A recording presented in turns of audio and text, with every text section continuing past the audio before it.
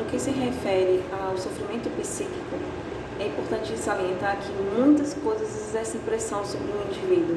Existem as questões fisiológicas, inatas, existem as questões sociais, culturais, econômicas, mas caminhando passo a passo, existem as questões concernentes à cognição, a forma como a gente pensa.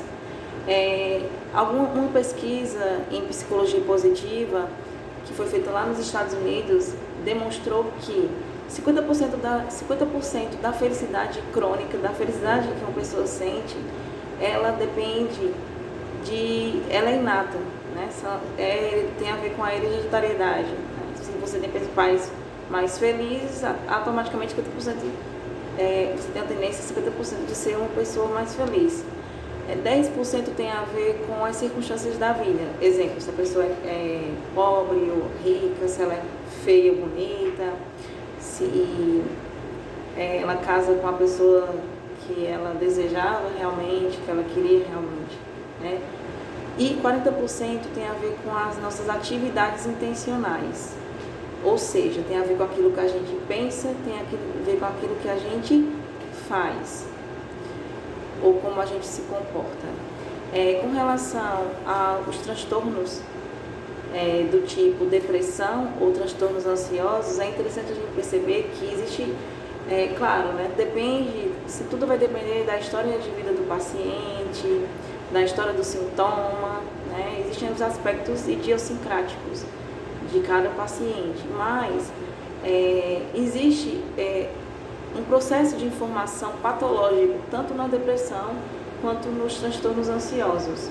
Ou seja, a pessoa ela não consegue perceber a realidade como ela se apresenta. Percebe a realidade de acordo com o óculos da distorção cognitiva. Então, por exemplo, na depressão é comum, e a gente procura observar isso, se o paciente ele tem desesperança, baixa autoestima, visão negativa do ambiente, pensamentos automáticos com temas negativos, se faz atribuições errôneas de coisas que acontecem, se superestima feedback negativo. Então, se a pessoa diz uma coisa para ele, como se fosse só uma sugestão, e a pessoa já fica magoada, já fica irritada, já fica triste. Se tem um desempenho comprometido nas tarefas cognitivas que requerem esforço ou pensamento abstrato. Então, assim, a pessoa que tem depressão, ela automaticamente vai ter um déficit, uma dificuldade a nível de memória, a nível de raciocínio, porque é como se ela tivesse com um embotamento afetivo, é como se a emoção ruim, deprimida, ela contaminasse totalmente, digamos assim, o córtex pré-frontal dessa pessoa e ela não conseguisse raciocinar também corretamente. Nos transtornos ansiosos, uma coisa que a gente percebe é que é muito comum, e aí a gente investiga também, né? Se a pessoa tem medo de ferir-se. O medo é a palavra que aparece muito, né? Na depressão aparece muito a palavra tristeza, o significante tristeza. Na ansiedade aparece o significante medo, né? Que aí no caso é a emoção do medo.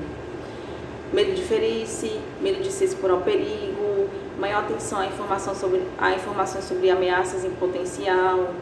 Então, assim, entrar no elevador, que para uma pessoa que faz isso todos os dias, sobe e desce do elevador, de repente, quando ela está com transtorno ansioso, ela vai ter muita dificuldade, ela vai ficar pensando que ela pode ficar presa no elevador.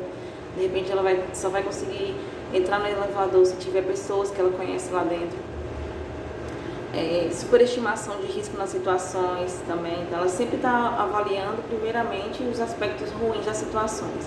Se isso já é uma tendência de todo ser humano, né? Porque isso tem a ver com as emoções básicas que fazem com que a gente sobreviva, né? Então, geralmente a gente vê primeiro os aspectos disfuncionais, os aspectos perigosos. Pessoas que têm transtorno ansioso, elas têm esse termostato com relação ao perigo muito maior do que as pessoas ditas normais.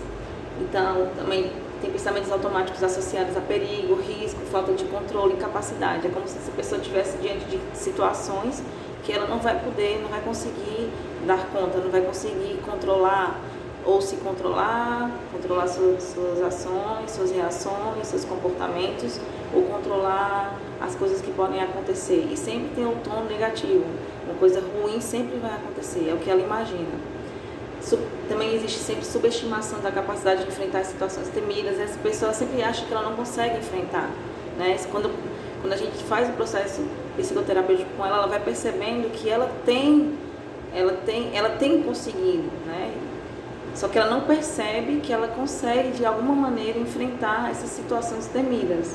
E aí muitas vezes a forma patológica de enfrentamento ainda assim é uma forma de enfrentamento. E a gente procura mostrar para esse paciente que ele consegue de alguma maneira enfrentar, mesmo que seja de uma forma patológica, né? E aí quando ele toma consciência disso, aos poucos ele vai conseguindo alterar essas reações desadaptativas. Também sempre a gente percebe que existem interpretações errôneas dos estímulos corporais, então é muito comum pessoas com transtorno ansioso acharem que estão tendo ataque cardíaco, coração ficar acelerado, aqueles sintomas, né, neurovegetativos, coração acelerado, taquicardia, respiração ficou ofegante, suores, né, nas extremidades, hipertensão arterial, hipo ou hipersalivação, e a pessoa já começa a achar que está tendo um problema cardíaco, quando na verdade tem a ver com a sintomatologia da ansiedade.